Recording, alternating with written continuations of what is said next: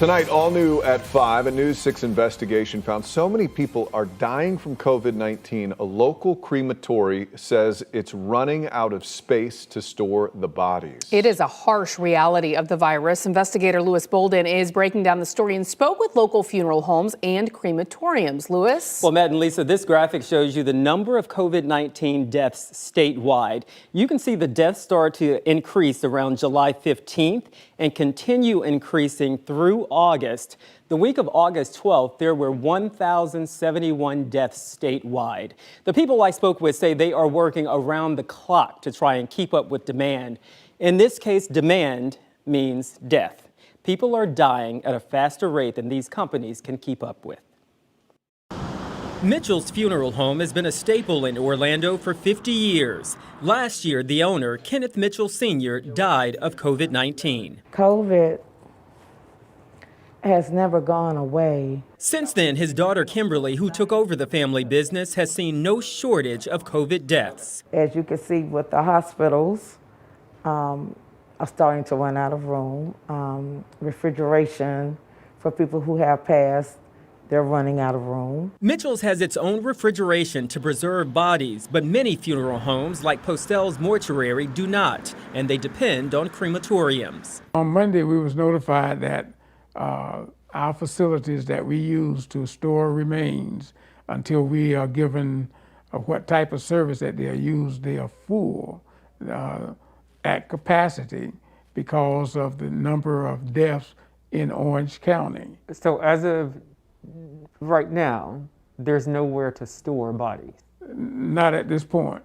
All three facilities telling the firms that they are full. Postel has been in business in Orange County more than 30 years. Typically, he says they have between 200 and 225 cases per year. This year, they're already at more than 240 cases, and it's still August. Have you ever been in this situation before in all of your years in this business? No, we have not. This is the refrigeration area where a local crematory preserves bodies after someone passes away. They say they are at capacity and they are wanting help from the state. What have you all been dealing with in the last few weeks? An overload and exhaustion.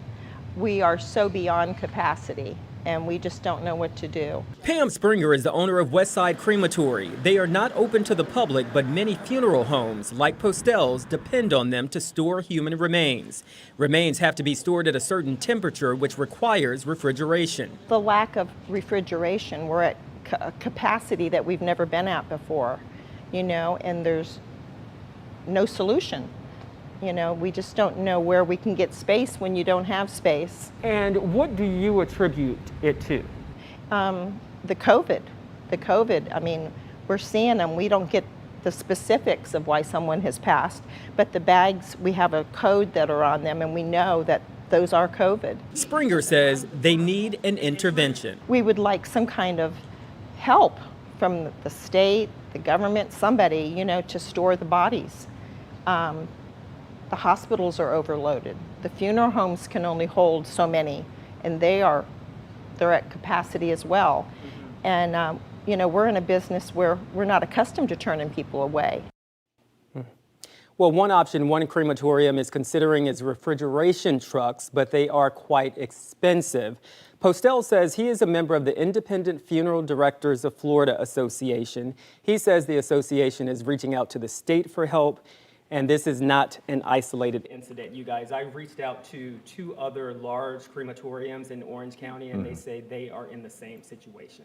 So what is the situation with the state? Do we know whether they've made any sort of requests, maybe to the federal government for some of these trucks? They haven't heard back from the state yet. They have sent letters to the state, but they're waiting to hear back. So this is definitely one we will continue to follow. And we know these death numbers, they lag behind these huge peaks that we're seeing right now. So this is only going to get worse. Just today when we saw record hospitalizations. Exactly. Yeah. So in the next couple of weeks, we're going to see those deaths increase. And you have to feel for those families who obviously have just lost someone very near and dear to them, and then to go through this situation, really just awful. Yeah. Lewis, thank you so much. We appreciate it. Sure. Like you said, we'll continue to follow up on this story on our website. There you can take a look at all of the stories our investigative team has been working on.